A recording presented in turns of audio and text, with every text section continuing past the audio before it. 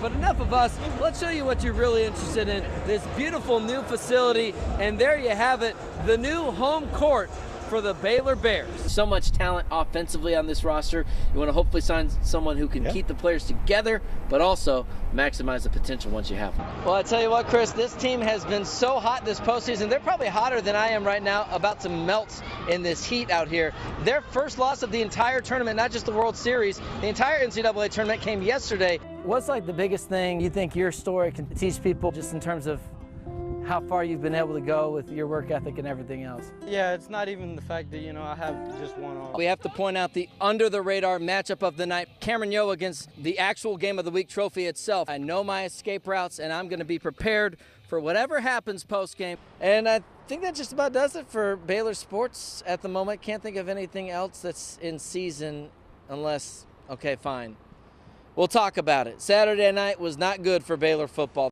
The longest active win streak in Texas high school football is over. Lorena defeats Franklin 52-49 with the walk-off field goal. Coming into tonight, we were down to the final 4 teams in Class 5A, 4 of the best. But boy, these Eagles made it look easy. Was this something we expected, Ben? Because I don't know. I don't think so. I think it came down to how much you can just stomach that financial gut punch, as you mentioned, of 76, really almost $77 million.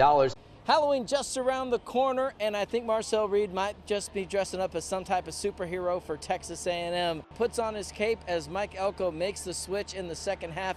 The Aggies didn't really have any momentum to speak of, but as soon as he came in the game, a touchdown. Spring practices have ended for Texas A&M. That means it's talking season for first-year head coach Mike Elko. Now, despite being winless, the Bearcats actually came into this matchup as the slight favorites over UTEP.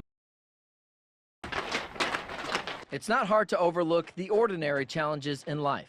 Second grade. Something as easy as tying your shoe. He was like, how can I do that with one hand? But Giovanni Ceros always finds a way. I mean, I can show you how I did it. I think it's pretty cool. I'm not always going to be here to tie it. Then I make a hole right here. Teacher's not always going to be here to tie it. I go around.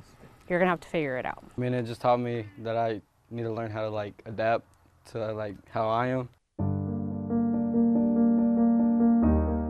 Giovanni's mother, Gracie, had no indication her son would be any different during her pregnancy. My mom told me, she's like, God gives you what he thinks you can handle, and this is a gift. The delivery doctor that delivered him, he's like, you know, the Houston Astros will be looking for that left-handed pitcher one day. Once Giovanni started attending school, I noticed he was hiding his hand. I was like, why are you doing that? And he said, because the kids look at me. Yeah, it took me a while, it did. I mean, kindergarten through, like, second grade, I was very, you know, I didn't talk to anybody. I was really shy. For the first day of third grade, I bought him a shirt that said, 10 fingers are overrated. his favorite sport eventually provided a huge boost of confidence. The baseball part is what turned me around and made me realize that I'm just as normal as everybody else. I didn't like to be told that I couldn't do it or I'm not good enough, so that was how my mindset was. The learning process was a process. It was all just improvising. I started, I think when I was really young, 4 or 5, I'd catch the ball or like stop the ball, I'd put my glove down and take the ball out and throw it. But eventually, he found a method of success. I want to say like 7 or 8 is when I tried the glove where I'd pull it off and grab the ball. And it just got faster as I got older. So I just kind of figured it out on my own. Giovanni spent time at first and in the outfield. One day, he took up a new position. One of the coaches is like, does he pitch? And I'm like, you can try. I thought the pitcher was the best position when I was younger. I thought, you run the game and you determine how the game goes. Ceros has been a weapon for Cameron Yoe on the mound. Last year, he picked up second-team All-District honors. Vonnie frequently attracts outside admirers while he pitches for the Yeomen. Earlier this year, his mother connected with a former co-worker and told her, you need to come watch my son play one day. Gracie's friend also has a son with an arm that never fully developed.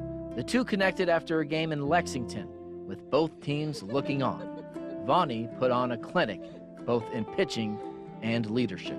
He had no fingers, no limb. He just had the nub part. And, I just showed him. He played baseball too, so he wanted to see how I was able to play. He was having doubts about himself too, that he couldn't play very well. But I just told him, if you keep practicing, and don't let anybody tell you you can't play. You'll be all right. That was a very special moment, not just for me. I think it was for every team player that was out there to see that this kid has something special to give to other kids and show that it doesn't matter your condition or anything like that, that you can take it on and you can still do whatever you want to do. I'm just proud that he's given 100% in school, 100% in sports, and never gave up. And that's what I've always told him. Don't ever give up on anything. You try to, you master it, and don't let anybody ever tell you that you can't do something.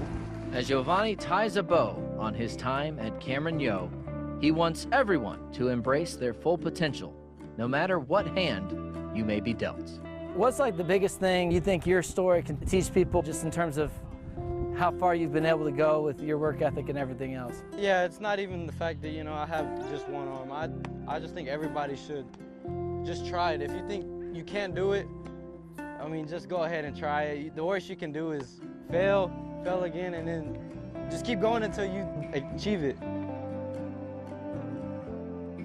In addition to his athletic achievements, Giovanni is set to graduate in the top 10 of his class at Cameron Yo. After that, he plans to attend Baylor University on scholarship to major in business. The Yeomen just held their senior night on Tuesday. Their final regular season game will be Friday at Rockdale.